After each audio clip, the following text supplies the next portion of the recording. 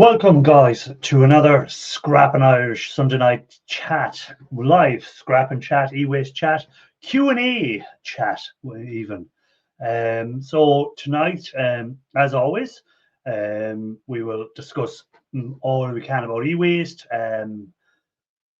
scrap metal prices, stuff like that. Also, I have a few questions I've been asked by a few people to answer, so we'll get into that in a few minutes. I have the link out there for anyone that wants to come up. If you want to ask any questions, do a chat, whatever, it's there. For Merchant Metals was asking, could he come up? I said, no problem. So all you have to do is hit on the link, have your camera set up, have your phone set up, and when you click on the link, it'll bring you through the couple of steps and you just get there.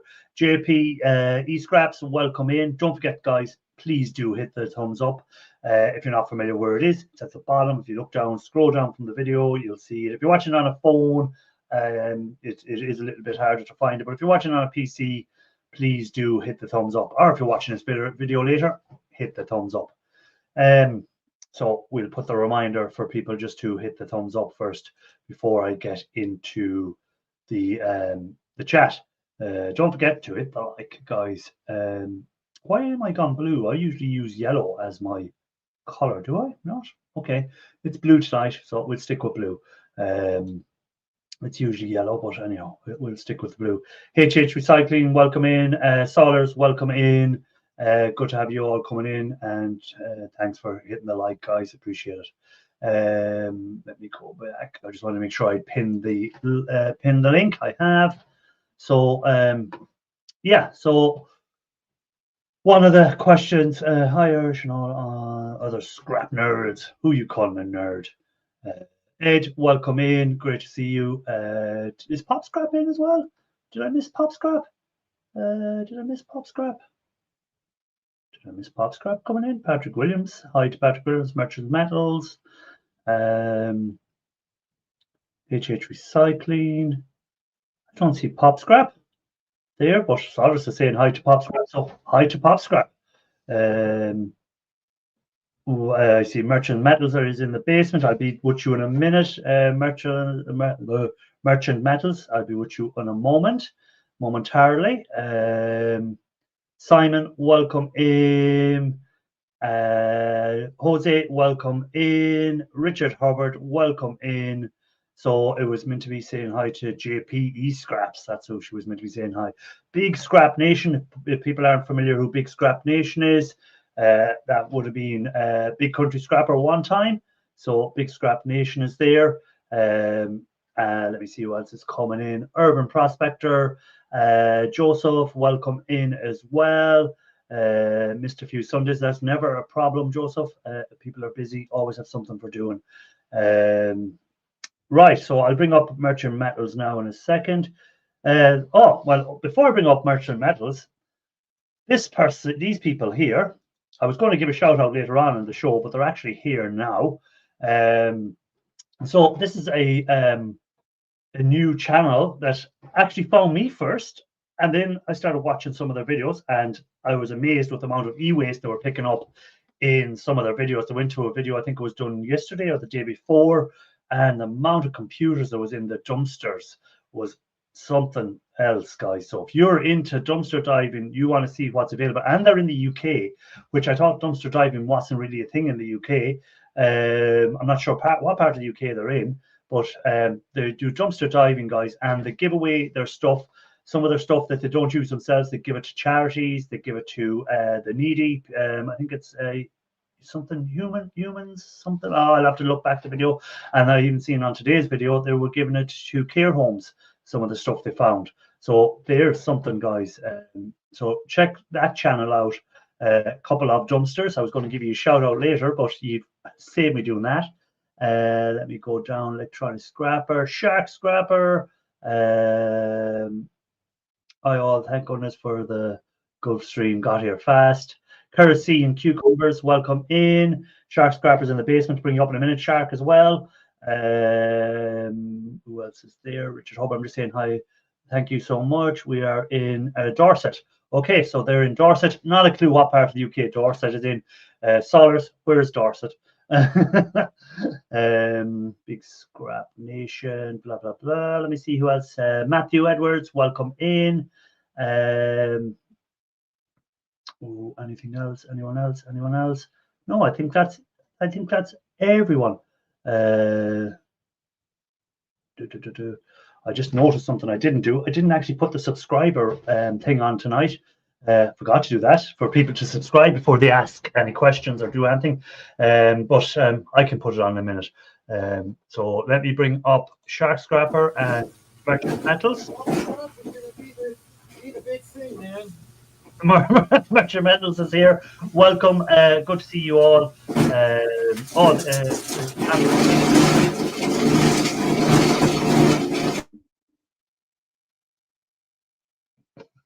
He's muted. Merchant Metals, I had to mute you because we could. Oh, he's frozen. Merchant Metals is frozen, so he's frozen. Either that or he got his hand stuck. Oh no, he's moving again. No, he's moving. He's moving. I had to mute you. The noise is too much. We try and keep the noise down on the stream. So if you want to talk, you're going to have to turn the machine off. So that's the only thing I'd say. Yeah, so let me just do a little bit of housekeeping that I should have done and I didn't do because it helps to keep the trolls away. And you know what that is? That is puts the subscriber only on. Subscribers on, yeah. Yeah, it does help to keep the old trolleys away. Now, most trolls aren't too bad that we get in here, but a few can be a bit naughty. So let me go in here and go into the video again. And switch it on. Well, you know what one of your problems is? One of your problems is that you're so freaking popular that it takes you 5 minutes to say hello to everybody when you start your stream, and it just opens it up for a lot of other people to jump in. Subscribers. Well, it is on subscriber mode. Oh, okay. So, okay, it's on subscriber mode. I thought it wasn't showing up on the thing, but it is on subscriber mode, so I didn't forget to do it. Right, so where do I start? Well, it's a Q&A tonight, a bit of a Q&A for me anyhow, because I got asked some questions from on my last video. A few people asked questions, new subscribers that came in. So, but one of the questions I was asked, and I'll highlight it here. Let me take off the other item. There we go. What snips do you use to cut the circuit boards with? The ones I have don't seem to cut the boards easily.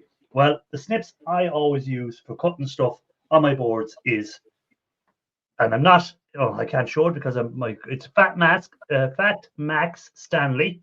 I'm not sponsored by Stanley. Now, again, as Shark would say, if there's anyone out there from Stanley that wishes to give me a sponsorship, I would gladly take it.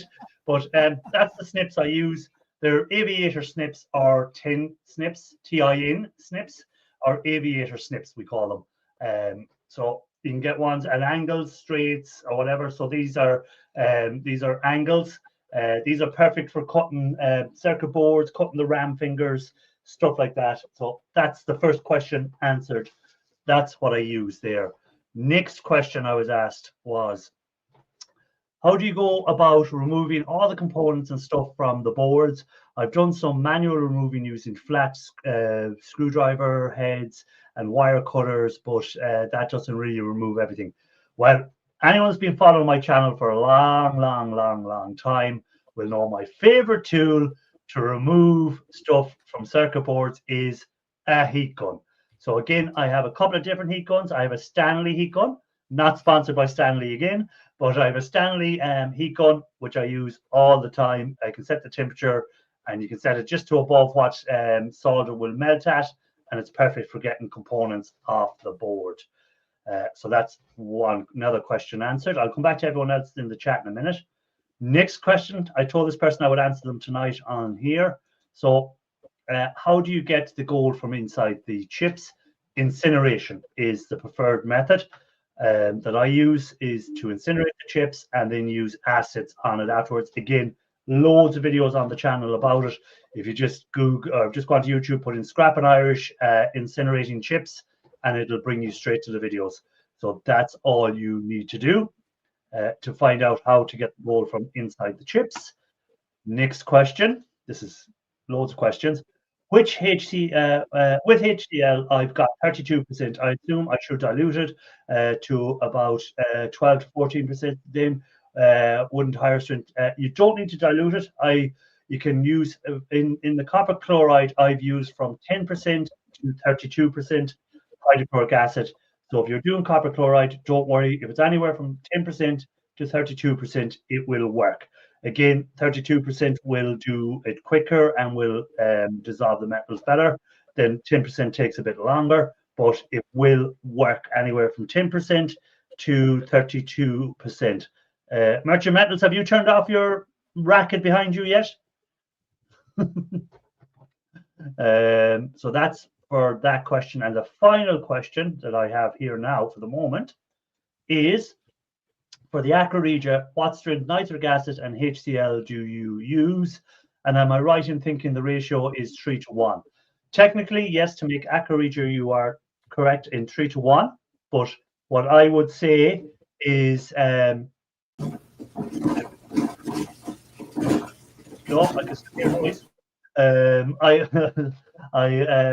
What I would say is, don't start off pre-mixing it 3 to 1.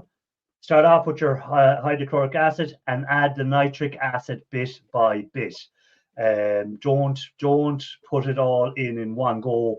Let's say you had a 50 mil or had 75 mil of hydrochloric acid. Don't throw in 25 mil straight in on top of it. Start off with 3-4 mil of hydrochloric acid and build up gradually, because you may not need 25 mil. You may not need that 3 to 1 ratio. So that's the thing. And what strength nitric acid? I use 69%, I think it was, that I have. It's 69% nitric acid is what I use. Now, so there are the questions answered that was sent to me by one subscriber. Let me go back to the chat and see, is there anything I need to say? Merchant Metals, have you turned off that machine yet? Let me see. If he wants to talk, he hasn't got it off. Well, he's doing a video. Okay. That's all right. Well, I'm afraid we can't have you on with the noise. You can stay there, but we won't be able to talk to you till it stops. Now, where am I here? So smash the thumbs up. Live from the scrapyard, JPE Scraps is. I'm just going back through the chat. Volleyball boy dad. Hi Irish. Hi you. Richard Hubbard, Shark, you said one of his problems tell us about the other problems. A lot of problems. 3 packs a kilo, 110. Heat gun, we've already talked about. I'm just going down through in case I missed anything. Irish, I heard doing a sandwich with your boards with the heat gun under the sand will depopulate. Yeah, if you even just get something like a gas barbecue, and put a tray full of sand, light the barbecue underneath.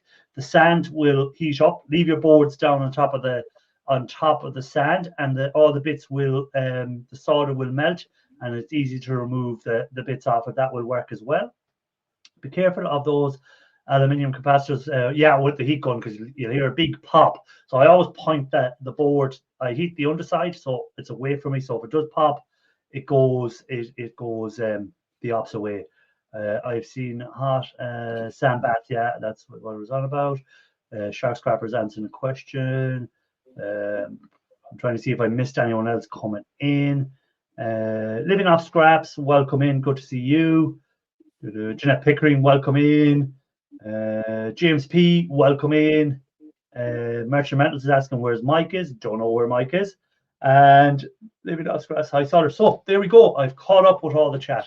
So if anyone has any questions, now is your time to ask them in there, and we'll see what we can answer for you guys. But as I was saying earlier, that I never knew dumpster diving was a thing in the UK until I came across this new channel.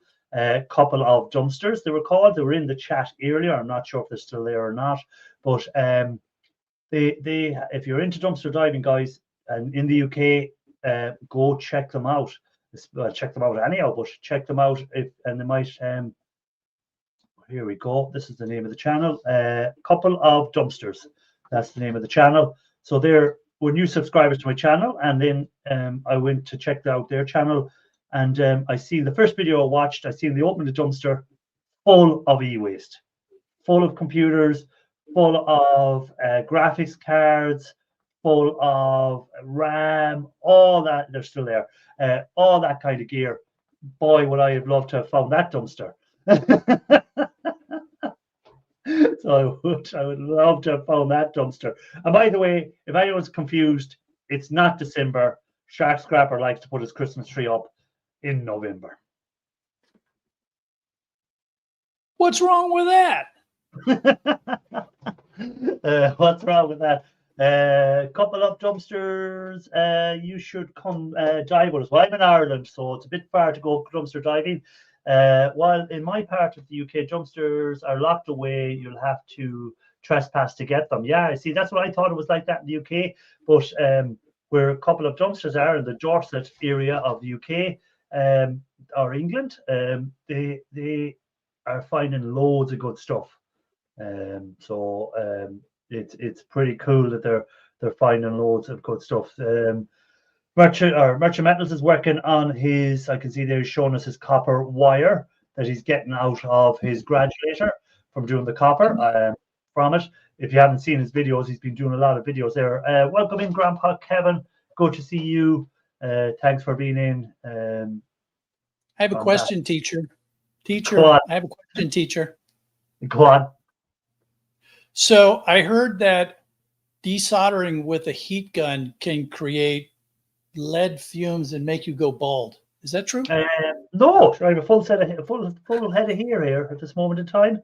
That's a good point. Not about going bald, because that's not about that. But if you're using a heat gun, make sure you're not breathing in the stuff that's coming off it, guys. Make sure you're wearing your protective gear, because as Shark said, when you're using the solder, you are releasing fumes off the solder into the air. If you're breathing them in, then you don't want to be breathing all them nasty things in.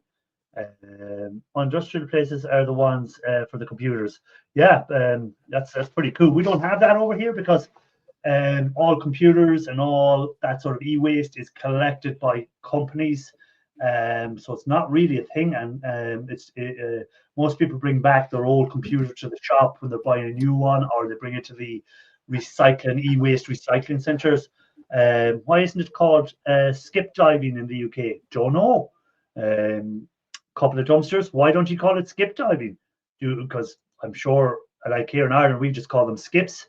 We don't really call them dumpsters. But I suppose it's because of the American market and the American viewers. If they call themselves a couple of skips, people wouldn't know what their channel was about, because more people watch YouTube from America. Couple of dumpsters, straight away you go dumpsters. Oh yeah, dumpster diving. So maybe something to do about that. Start putting up tomorrow. That was for Shark about the Christmas. Okay, we have another person in the basement. Boom. Mike's meltdown. Welcome back, Mike. We can't hear Mike. Mike is talking, but we cannot hear Mike. So Mike's having technical difficulties.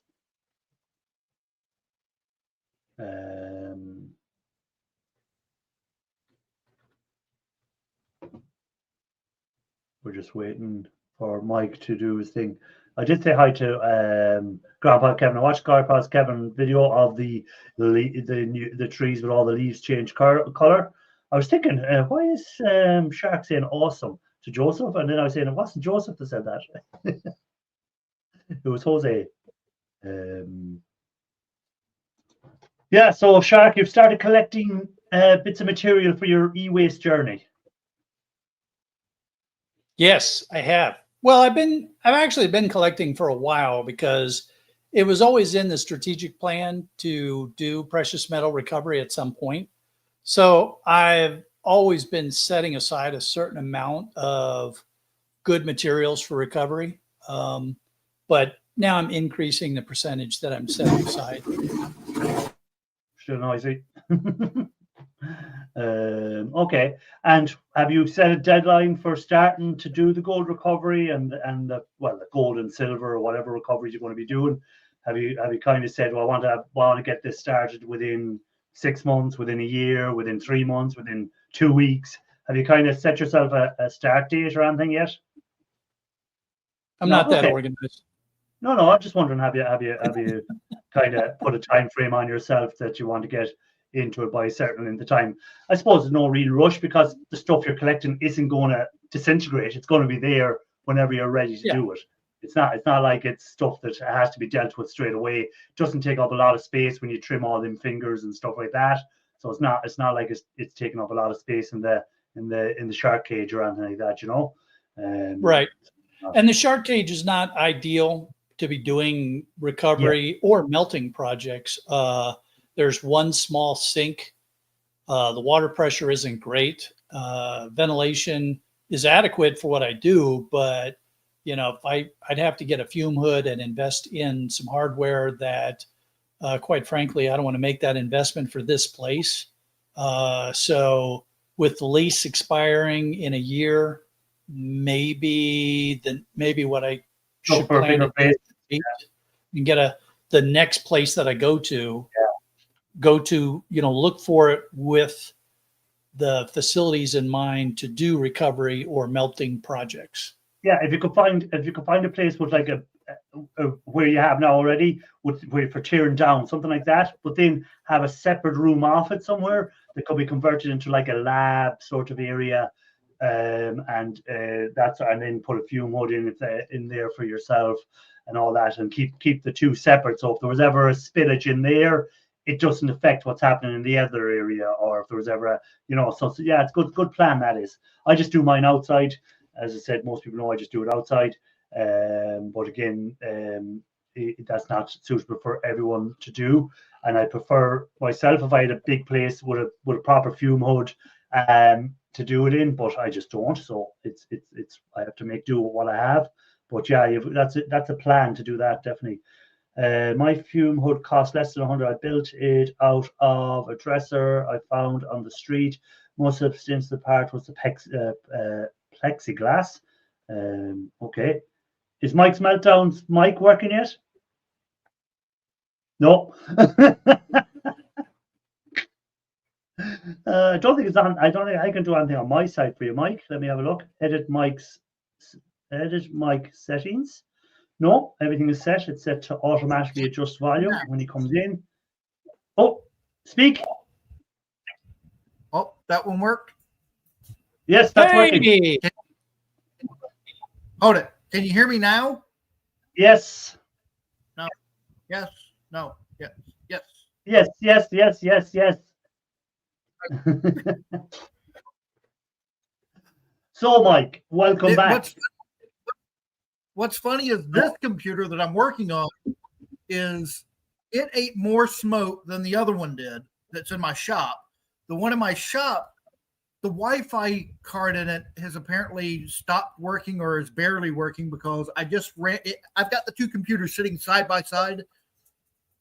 This one's got a download speed of 0.45 megabits per second. Yeah. What you call is saying, JPE Scraps is saying, I'm saving up my material. Also going to go out to my mom's place where I finally process. She lives out in the country. Yeah, good plan. Make a little shed there or an outdoor area or whatever it is, and away from everyone in a safe area. But important, sometimes when people are out in the middle of the sticks, always remember that if something goes wrong, you have a long way to get to a hospital and get to whatever. So make sure you have plenty of medical stuff. So as Shark said, make sure there's a good supply of running water for washing to get any spillages off yourself quickly. Make sure you have your first aid kits and all that sort of stuff. Have your have all your safety gear is the thing. Because again, if you're living out in the sticks and you're trying to get into a hospital or a doctor quickly because you've spilled some acid on yourself, you're going to have to kind of deal with that as best you can first before you get in there. So make sure you have plenty of water, plenty of neutralizer, baking soda, stuff like that, mixed with water to neutralize for yourself. Have that on standby and be ready to go. What's HH? I'm trying to figure out an exhaust fume hood right now, mostly for dust and grinder smoke, but might as well have do a few jobs. Yeah. Well, what you need essentially is a good, strong extractor. Now, the acids will eat away your extractors over time, no matter what. So most people just go cheap ones and just replace them when they get wore down. Is that a dog or a cat? It looks like cat's ears, but I'm not sure. No, it's a dog. I thought it was cat's ears. You just insulted that poor dog. I said his ears like a cat. So that's what is electronic scrap, sir?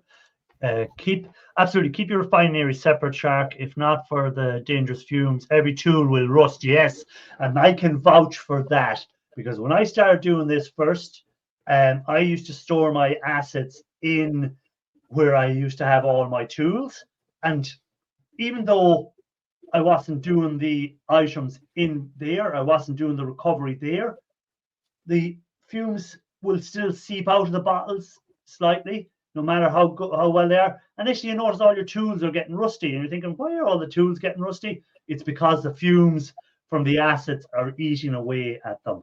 So definitely, that's 100% correct by Electronic Scrapper. Make sure you store your assets and everything away from there. Merchant Metals, are you still working away on your thing, or have you stopped it? I'll know in a second. Taking a break to eat pie. Oh, I stopped for pumpkin pie. Okay, well, you can talk to us now while you're stopped. So what are you working on today? Oh, you animal. I was saying, what are you working on there? So tell people what you're doing. Okay. It's very echoey. I can hear everybody's voice twice. Well, that means you've got YouTube running in the background and you have your camera. So turn off the YouTube in the background. Yeah. Or mute YouTube in the background. Okay. Yeah. Just put the mute button on YouTube, and then it should stop the echo. I use a 44 millimeter fan from PCs to help remove fumes away from near my nose, but also have two openings. Okay, so you'd use little fans just to blow the stuff in the opposite direction of you, which is a good idea just to have them there. But I'd recommend, if you're inside, have a big fan to get stuff out quickly.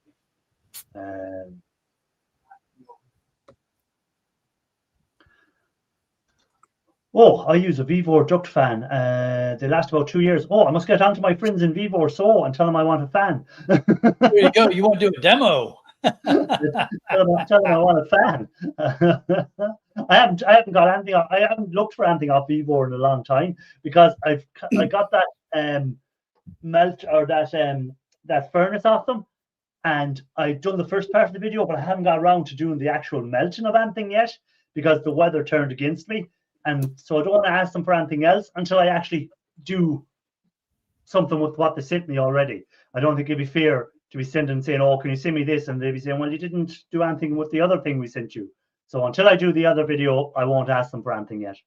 Well, you could ask them for an umbrella or a rain jacket or something like that. Merchant Metals, you have muted the wrong one. You've muted StreamYards and not YouTube. There you go. I'm using it for my fume hood. I'm also using a Vivor duct fan. Okay, so basically what I'm doing is I'm popping and sluicing wires still. Okay. The higher grade machine wires that are 80% recovery. That's what I'm going through. Okay, and tell us about this this gradulator you have. Is this one you bought somewhere, made it yourself? What is it? Well,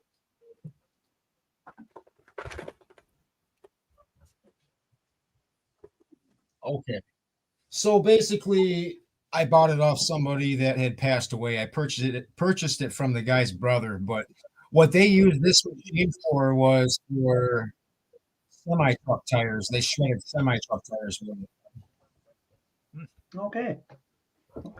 How did you fit a tire in that hole? I don't know, man.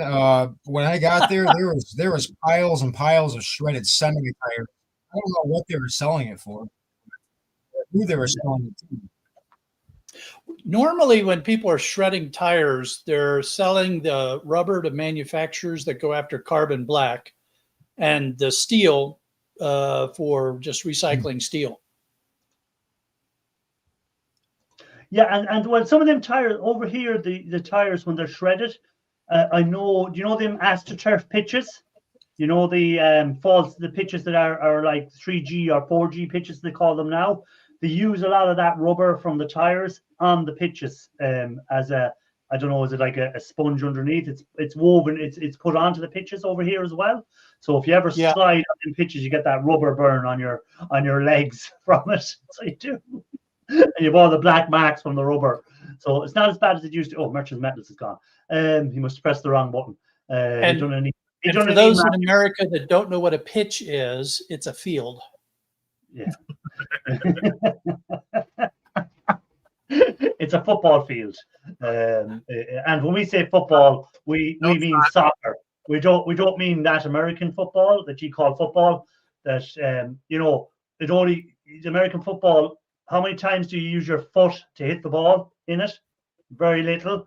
Foot, ball, foot, ball, foot to ball. Not throwing it. Why don't you call it handball? Oh, that's a different game entirely. I know. We have handball over here as well. But there was something else, and I don't want to keep talking about this other channel, this couple of dumpsters. It's something I noticed in the video done today. There could be another revenue stream for them because they were looking in a dumpster and they found, I seen at one stage there was an extension lead in there and they left it after them. And I was thinking, no, take the extension lead, cut the cord. You have brass in the plugs. You have copper wire. Bring it to your scrapyard, cut it and collect it up and bring it to your scrapyard. It's more income. So couple of dumpsters. Collect any electrical wire you see in the dumpsters. Bring it to your scrapyards. Then you'll get paid for it. More money for you. A recycled tire, a recycled rubber boat would be cool. There we go. Merchant Metals is back. Get out of there. Press the wrong button, didn't you? Yeah. I'm still trying to find out the volume button situation. Well, now wait a minute. Eating pie is supposed to make you smarter. What's going on there? Well, I was going to say, Trump, what are you using? Are you using a computer? Merchant Metals? Earth calling Merchant Metals. Yeah, I'm using a laptop. Okay, on the laptop, how many windows have you opened at the moment? I got StreamYard Studio and 3. Right, is one of them YouTube? Okay, yeah, I got the one YouTube and one StreamYard. Go to YouTube and make sure the video is mute. Whatever you have on YouTube is on mute, because that will be using up a certain amount of your volume as well. So make sure that whatever's on YouTube is on mute. Okay. So once you do that, then the volume should improve on the StreamYard side for you.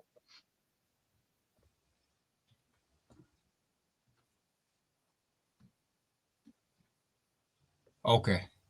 There. Now, so that should help you out a bit more on your volume and make it clearer. It's so good. Your hobby helps you like that, Joe. Your hobby, I said. Hobby helps you like that. With the American football. See, if I ever on a plane out would be worse than our friends tonight. What else are we saying there? I need an electrician friend. Any takers? What do you need an electrician friend for? HH Recycling.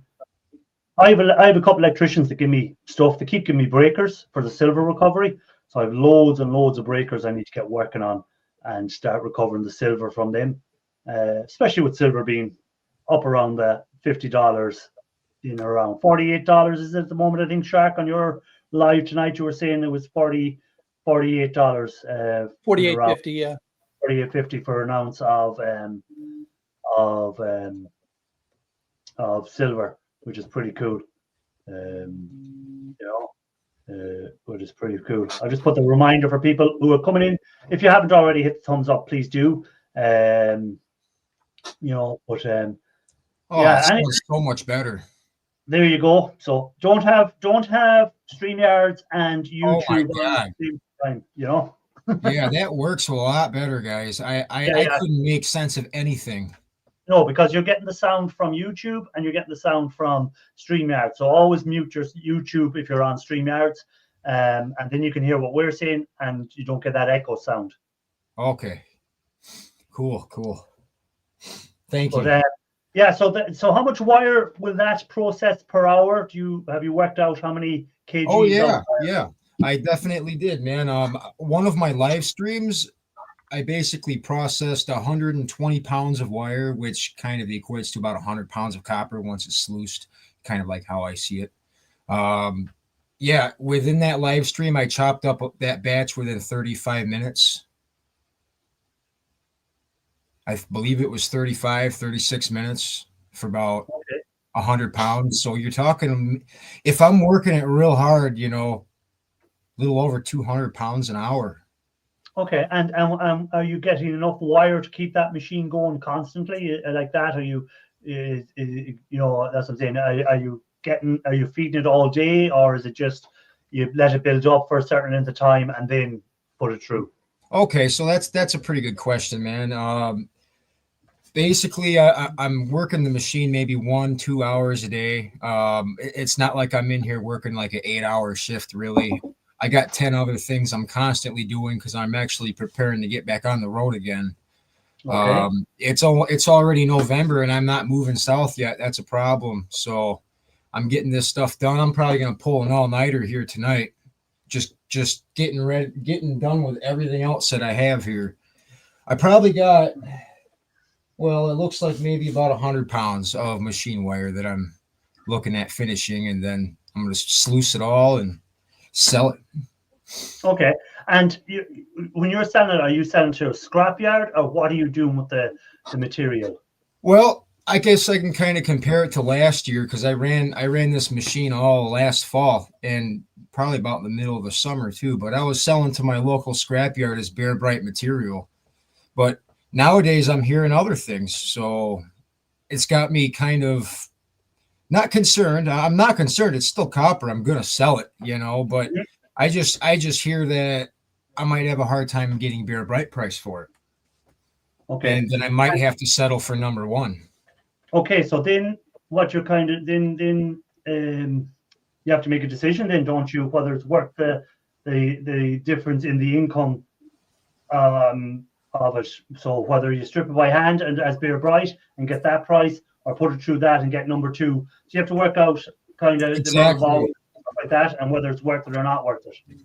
Like you see the type of machine wire that I'm working with, right? You know how it's a lot smaller than normal. These are types of machine wires that I don't really want to strip with a wire stripper because it's just very time consuming. Now try stripping, say 200 pounds of this. How long do you think that would take you to strip this little wire? Now, with a machine like this, not many people really kind of do it the way I do it. I mean, maybe quite a bit, but really what I'm saying is I'm not going to be stripping this by hand or with a wire stripper. Bigger, more solid gauges, yes, I would use a wire stripper. But when it comes to mountains of this and you're looking at trying to do it that way, it's like, nah, it'd probably take you over a day, 2 days, 3 days. Yeah, well, as Patrick Williams put up here in Ireland, like we get $7.80 a kilo for bright, and we get $6.80 a kilo for number two.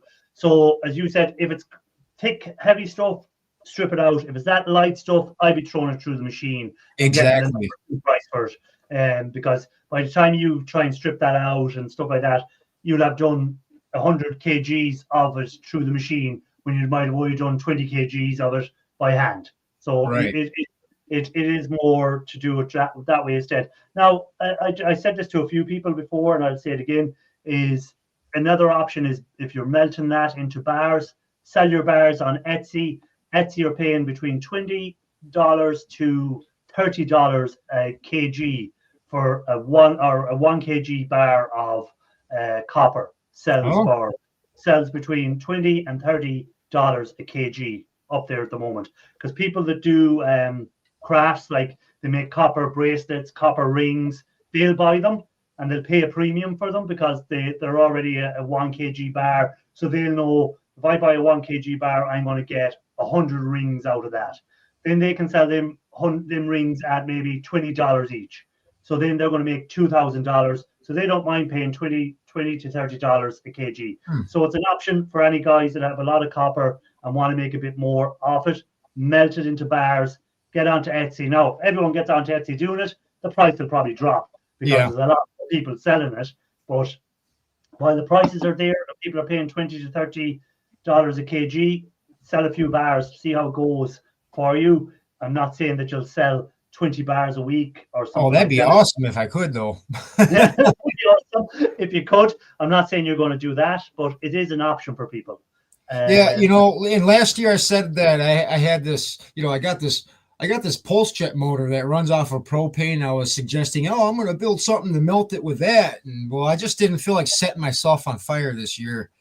And I got to find a better way to, melt this stuff.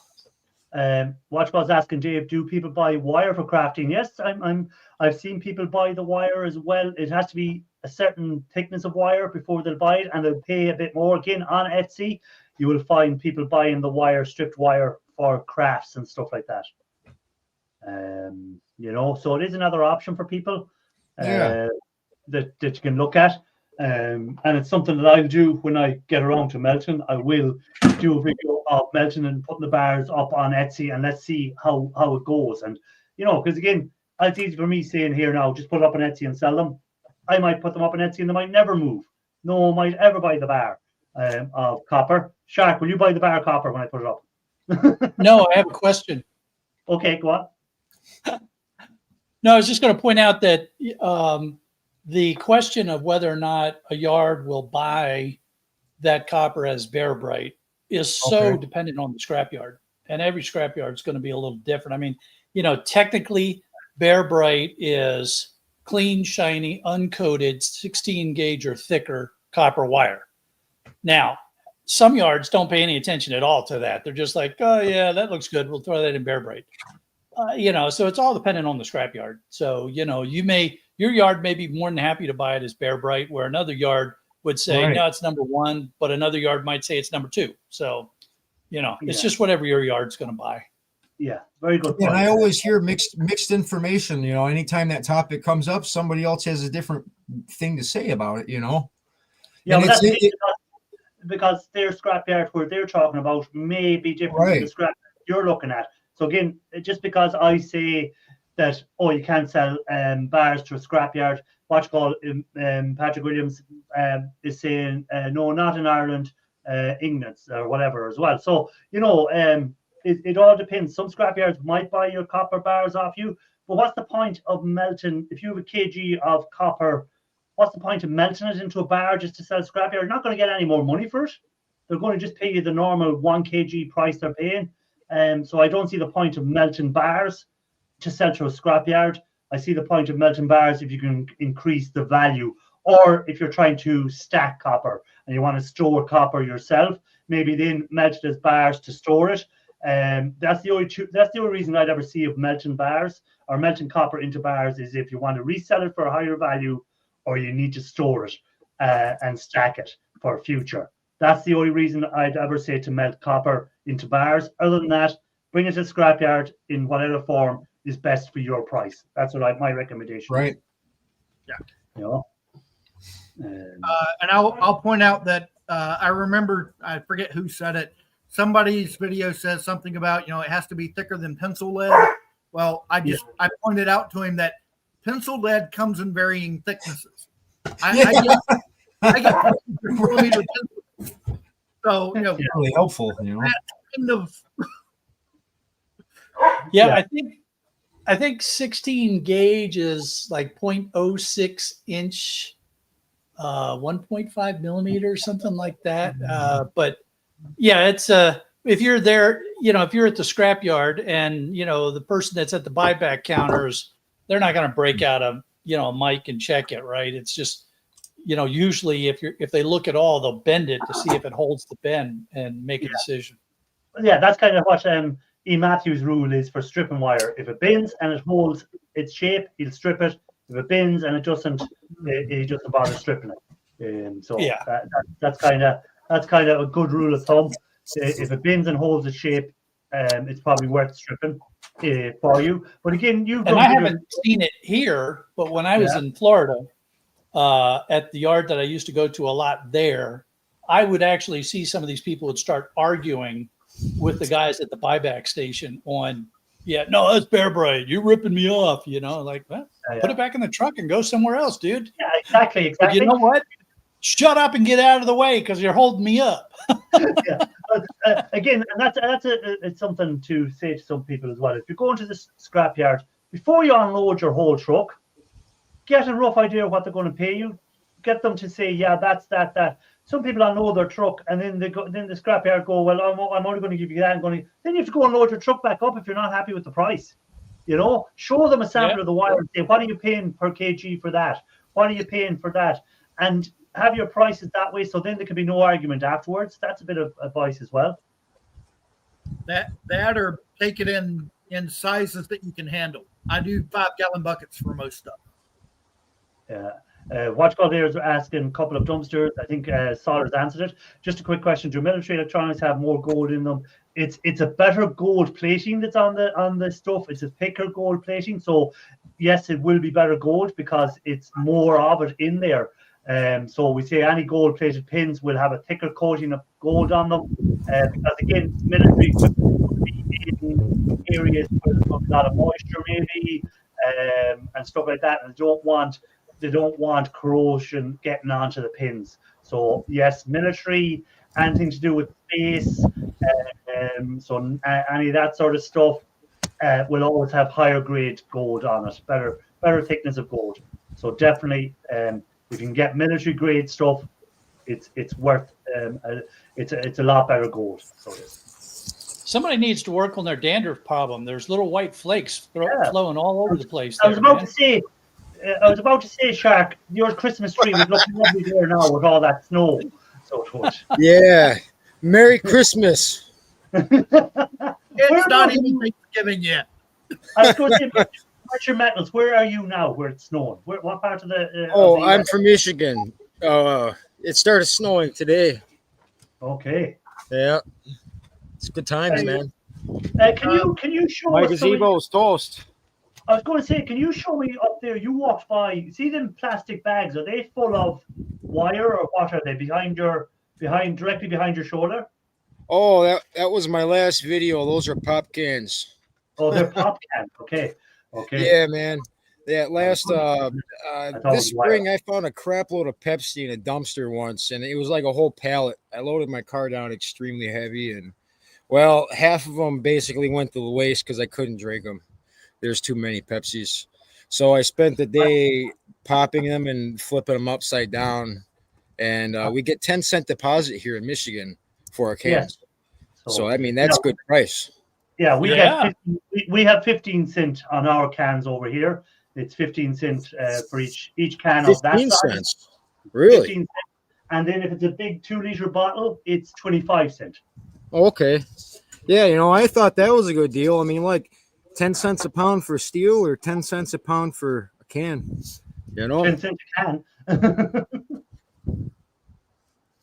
Yeah, that's awesome. We just get scrap value for our aluminum cans here.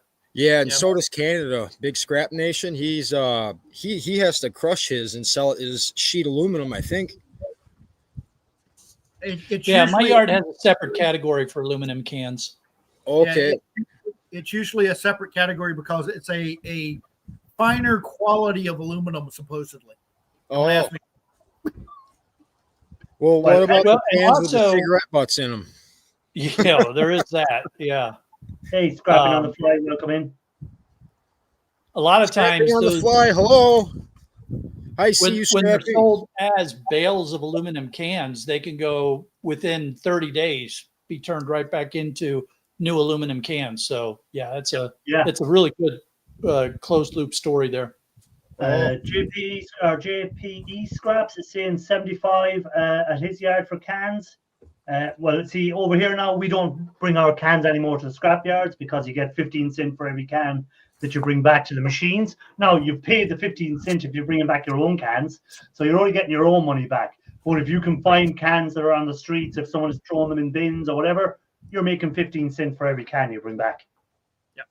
So this reminds me of a very disgusting story from when I was in the Navy. And it used, when I first was going to sea, you were still allowed to smoke. So you always had to make sure there wasn't that somebody didn't put a cigarette butt in your soda can messing with you. But I do remember one time this guy, I'm losing like, you. we're in the combat information center, and he wasn't paying attention, and he grabbed a soda can, not realizing it was the operator next to him who was chewing tobacco at the time. And oh boy, did that get bad fast. We lost Merchant Metals there because he must have gone too far away from Wi-Fi or something, I'm sure. It was a child's dream. Oh, he's back. Is he back? He's back. I don't know what happened there, Merchant. You can't get rid of me that easy. You disappeared on us. Hey, scrapping on the fly. People are saying hi to everyone else. So when are you heading down south? When are you planning on heading down south? Well, honestly, as soon as I'm done chopping that copper in there, it's getting a little chilly. You do it every year. You move down south for the winter.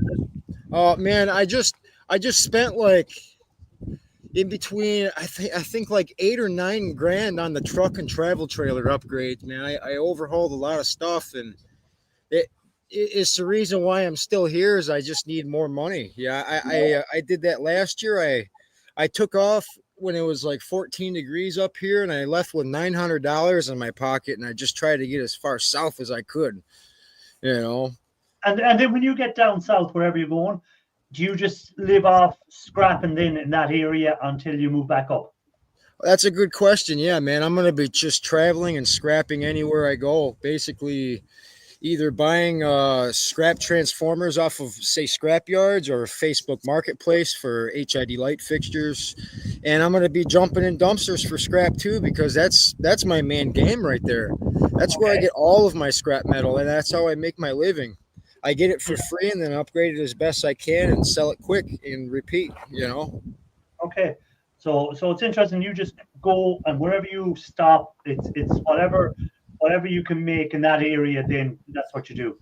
Yeah, you know, and it'll another reason, or like what would drive me to another location is, say I find a good deal on some good scrap metal from like a private seller. I'm going that way for it. You know what I mean? Okay. And when you'll put up ads on Facebook saying that you're in the area, and if anyone has any scrap metal or electrical wire or old computers or whatever, that you pick it up. Yeah. And then I advertise my YouTube channel on all my, you know, on all sides of my truck and travel trailer.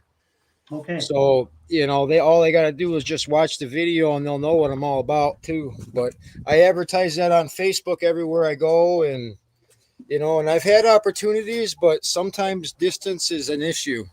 If it's too far out of my way, then I can't, you know. Okay. That's pretty It's cool. cold. I'm coming back in. It's a different lifestyle that you're doing, because you're not kind of in one fixed area. So right. you travel around and you go you could be in any state you pick, essentially, that to go to. Is there any particular areas you find better for scrap, because you would have traveled to different states? Is there any state in particular that you say, this is a good state, I usually end up making a bit of money here or whatever? Is there any state and then is there certain states you go to that don't do scrap as easy, or it's not as easy to scrap in that state? Okay. Yeah, I can explain a little bit about that. There's probably 5 or 6 states I traveled through last year, and the one state that I probably wouldn't go dumpster diving and scrapping in the most would be Tennessee. Okay. for reasons because, well, I don't know. I guess maybe they frown upon it more. I've heard a lot of things where people get in big trouble for it. Like even if you're there just trying to get scrap metal that people are discarding, they could just see it as a felony trespass or whatever the case. So you always got to watch your back and know the areas and locations you go to. But where I find the majority of the best scraps is probably say Alabama and Georgia, and then a little bits of Florida. North Florida's got good scrap metal, and that's just from using like marketplace and dumpster diving stuff like that. Yeah, so I know from talking to Shark that certain states will have certain rules on dumpster diving. So some places allow it, other states or other even within the states, the counties within the states may differ. So do you just chance it, or do you actually go and do your research beforehand and go, right, this county in Tennessee doesn't allow dumpster diving, so I'm not going to go into there, or this area allows dumpster diving, so I'll go in, and this place allows street scrapping, this place doesn't allow street scrapping. Do you research it beforehand, or do you just turn up and see what happens? Well, I like plan B, like you just said, just get out there and see what happens, because, you know, honestly, that could eat up a lot of time out of a day out of somebody that travels and scraps, you know what I mean? Like if I had to stop and see each county just to see if there's specifically a you know, a no bueno deal, then it would eat up a lot of time, honestly. I like to evaluate by the location on what things look like when I get there. Like, what do I perceive it to be? Is it going to be dangerous or nothing? You know, because I've been to places where I would park at a Walmart parking lot. I'd see homeless people everywhere, carting around scrap metal with grocery cart. You know, so not that that's a bad thing, but it just gives me a good indication that they probably wouldn't really mess with me. Yeah. No, but I'd be saying is, would you not be worried that if you were caught dumpster diving, you end up spending a night in jail or something like that over it, and then that has cost you more money to get out, and it's cost you your time and stuff? Would it not be better to research before you into that area and go, yeah, this area I'm safe, don't have to worry, I can dumpster dive all night. If the police come, I'm not worrying about getting arrested for dumpster diving. The best thing that I could probably do is just do a Google search on the area to see if there's anything like that, you know. But if I were to look into it anymore, it'd probably be a little consuming, you know. No, I'm just wondering. I'm not saying you have to do it. I'm just saying because I'm not familiar now. Shark would be more familiar with them sort of laws, so he may have an input. Oh, I was just going to say, you know, I would think that for the most part, most police officers are, you know, if they're in a place that doesn't allow it and they roll up on you and you're in the dumpster, they're going to see that you're registered. Your tags are probably Michigan tags. Yeah. And you definitely have an accent that's not Georgia or Florida. And so, you know, you're going to say, oh, I didn't know, officer. And they're going to say, all right, yeah, well, you're not allowed to do that. So pack it up and get moving. So you're probably not going to have an issue unless you just have a copy. Shark, you know, another thing that I can say is that most majority of times when I'm out dumpster diving, I got a camera on my head and it's always on, you know. So it's like I'd explain it like I'm a YouTuber and I'm traveling and scrapping, and just look at my channel, you'll see I'm a good guy, you know. Yeah, be my best bet. Cops are going to be fine. You know, the worst they'll do is say, yeah, no, I'll move on. Again, you know, what I would really worry about in the Southeast United States is if there's a purple mailbox, a purple marking on a dumpster or on the driveway or the rocks around it, don't go there. Just keep moving, because in the United States, that's a sign of shoot first and ask questions later. Really? Yeah. Okay. In the Southeast, that's considered you're on my private property and I'm going to shoot you and then ask why you're here. Okay. So watch out for the purple rocks. Hey, that's some good piece of advice. I appreciate that. I've never heard that before. Yeah, that was part of my training when I was in the Red Cross. You know, we would, after hurricane, and we'd go in to try to help people, but they trained us to, you know, if you see the purple rocks or the purple mailbox, just don't go in there because you're going to get hurt. So See You Scrapping is saying I did a video 3 years ago on the legality of scrapping. Check it out. I can use the view hours. There you go. See you scrapping. We will check you out as usual. We'll give you some more hours. I hope all is well over there.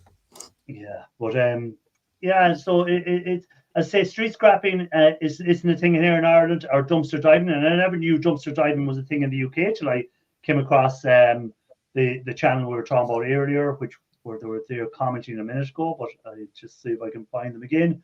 Yeah, this dumpster diving channel. I was amazed that it is a thing, but as they were saying, most of their ones is industrial estates that kind of do their dumpster diving in. It's not like in private places or stuff like that. It's more, well, industrial estates are private if they're locked, but if they're open, then there isn't an issue.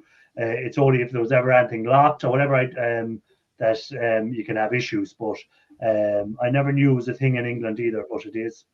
Yeah, you can find some insane things, man. I mean, you should see some of the finds I had over the summer. Like, I packed my car with $1,000 of comm wire one night. That was pretty crazy. Yeah. You know, So it took me 2 days to scrap it, but yeah, what's your biggest find? What would you say was the best day you ever had of stuff? Was it like finding all that Pepsi stuff, or was it finding that wire, or what was it? All right. Well, I rolled up on a couple of 30-yard dumpsters, and it was out back by a furniture business outlet that just kind of did a bunch of renovations. But either way, I hopped up in there to find 80 or 90 HID light fixtures with all double copper transformers, and that was back before when I didn't even know what to do with them. So I got them all piled into the car because I knew that there is transformers in there, but I never really thought about getting into it to see what you could pull out of one. But I ended up recovering like in between 70 and 80 1,000 watt transformers, double copper. And it was a huge payday for me once I started looking up, okay, how do you process these things? And lo and behold, Project Shop Florida's account or YouTube account came up in the watch list for transformers, and that's kind of how I started learning how to process scrap metal. It got me interested because I made a good chunk of money on that when somebody was just sending it straight off to a landfill. Yep. Okay. Yeah, that's one of the things that I think one time scrappers and e-waste guys or people that went into dumpsters were looked down on. And we were kind of looked at as if, what are they at? Why are they in the dumpster? Have they no money? Have they no food? Now I think people are copping on and saying, well, these people are doing good things. They're stopping stuff from being wasted for a start. So anyone who's dumpster diving and using, if there's food they're finding or if there's stuff that they can donate to other places, they're stopping that from ending up in landfill. Us guys that are doing the scrap metal and the e-waste, we're stopping that stuff from ending up in landfill as well. It's getting recycled, it's getting reused. So again, if we're getting aluminium back into the recycle, it's cheaper and it's more environmentally friendly to recycle aluminium than it is to dig it out of the ground. So we're doing our bit. Now again, let's not just be saying, oh, we're in it for the environment. We're in it for the money. If we can make money on it, but we also help the environment as we go along. Right. Then it's you can make money doing this. I wish somebody would have told me that. That's the one guy that's in a business doing it.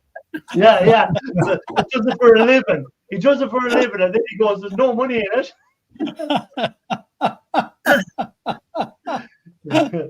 Hey, Merchant, I got a question for you.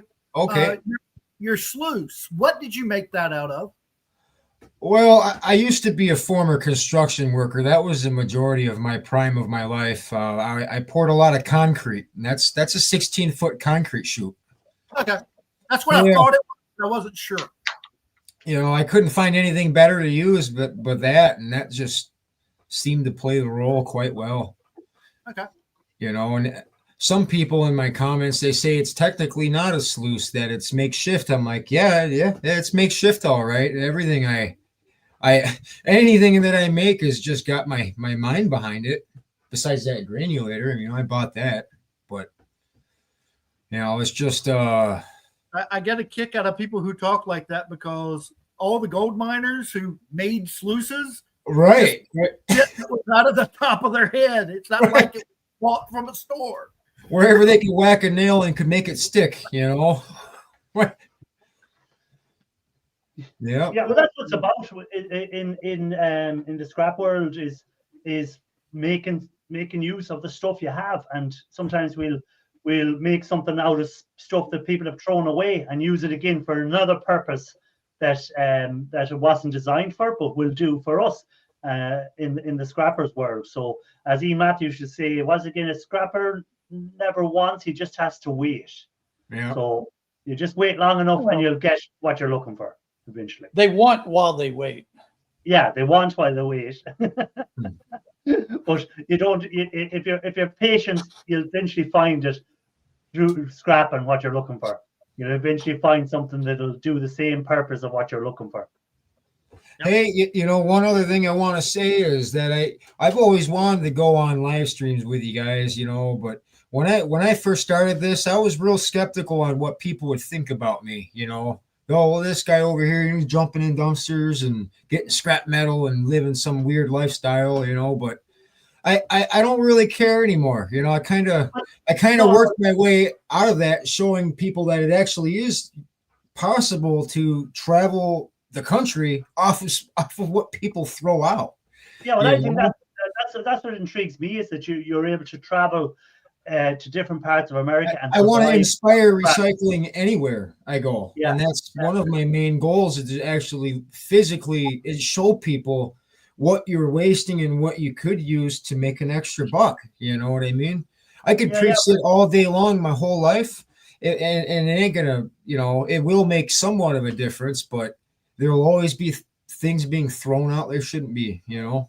Yeah, well, and not only that, with a beard like you have, you need to be on YouTube.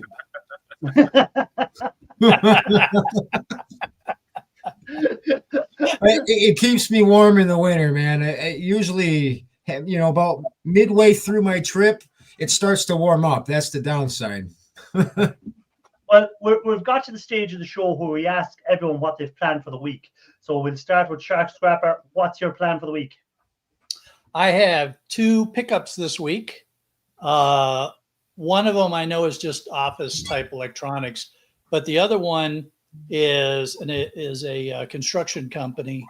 And the guy said he's upgraded all his PCs, but he also has some construction stuff, and he hopes I'll take that too. So I have no idea what to expect.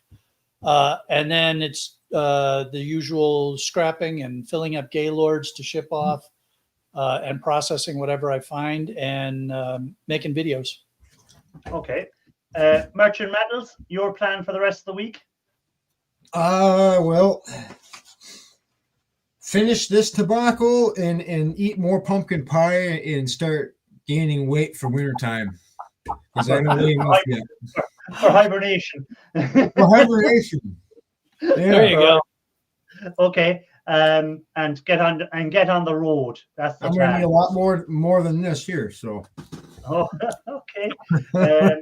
Mike's Meltdown, what's your plan for the week? Well, I finally got back in the shop yesterday after the fire, so I'm starting to work down there. I've got a truck full of stuff that I picked up right after the fire happened. I had to go pick that up, so I need to get that stuff into the shop and start working on it. But right now, you know, bedroom and bathroom are still completely destroyed. So, oh my God, I didn't hear any of that. Yeah, Merchant, what happened is we had a bathroom fire. Oh. And so it gutted the entire bathroom, and then we had water damage throughout the master bedroom, smoke damage through a lot of it. So the contractors are coming in. They're supposed to be getting me quotes this week, I'm hoping, to start rebuilding. Well, hopefully insurance will help out a little bit if you got that, or insurance is covering everything. It's just a matter of logistics, getting it all done. Right. Okay. So so when can we expect to see the videos coming? I'm looking forward to the videos. One videos I'm looking for is the ones on getting the LCD screens, getting the Iridium, or what's it called? I can't even pronounce it. Indium. That's Indium. Indium. out of the screens. I'm looking forward to that one. So when can we look forward to that? Come on. Probably going to be this winter. Okay. Just because everything going on. If this fire had not happened, I'd be in a much better place. But right now, everything's kind of backlogged. Okay. But you see what happens? You put together a video on indium recovery and you have a fire. You know. Totally different places, though. Two different areas. So that's everything you want to tell us for the week, Mike. You've nothing else now before I finish up? That's everyone. The only other thing is I'm trying to get ready to do some melt. So you should be able to look forward to that in the near future. Okay.